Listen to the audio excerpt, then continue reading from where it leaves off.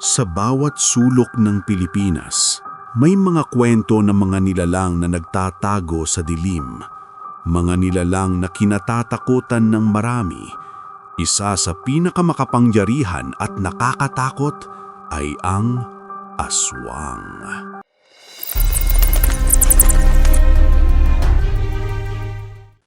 Ngunit huwag matakot. May mga sinaunang paraan ng ating mga ninuno upang maprotektahan ang kanilang mga sarili laban sa aswang.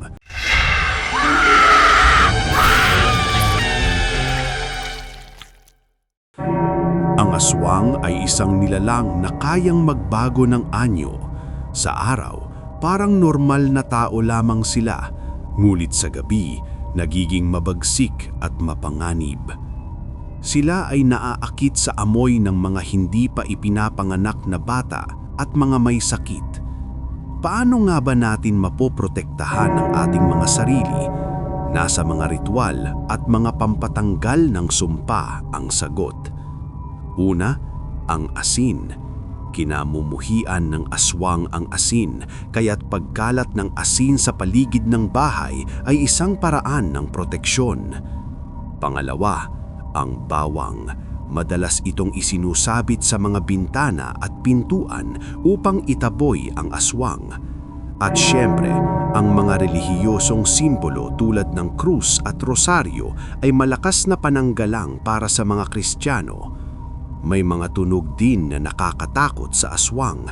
Ang malakas na pagtutok ng mga kaldero at kawali ay nakakatakot sa kanila. At huwag hayaang mag-isa ang bagong silang na sanggol, sila ay madaling naaakit ng aswang. Ngunit higit sa lahat, ang pagiging mapagmatsyag ang pinakamabisang depensa.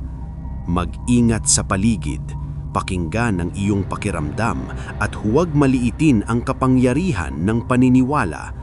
Ang aswang ay nilalang ng takot at ang takot ang pinakamalakas nilang sandata.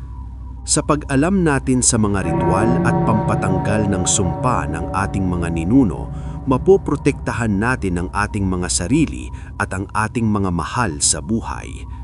Tandaan, igalang ang mga paniniwala at tradisyon na ito. Bahagi ito ng mayamang kultura ng Pilipinas. Ngayon, mag-ingat kayo palagi. Naway maprotektahan kayo laban sa aswang at sa lahat ng mga nilalang na nagtatago sa dilim.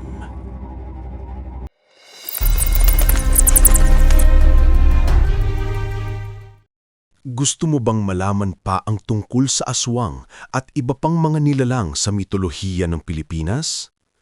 Mag-subscribe sa aming channel at i-click ang notification bell para updated ka sa mga bagong video. I-share mo rin ito sa iyong mga kaibigan para sama-sama tayong matuto at maging handa. Maraming salamat sa panonood. Sana ay natutuhan kayo at naging mas handa sa pagharap sa mga nilalang na hindi natin nakikita. Hanggang sa susunod na adventure sa mundo ng mga alamat at misteryo ng Pilipinas. Ingat kayo palagi.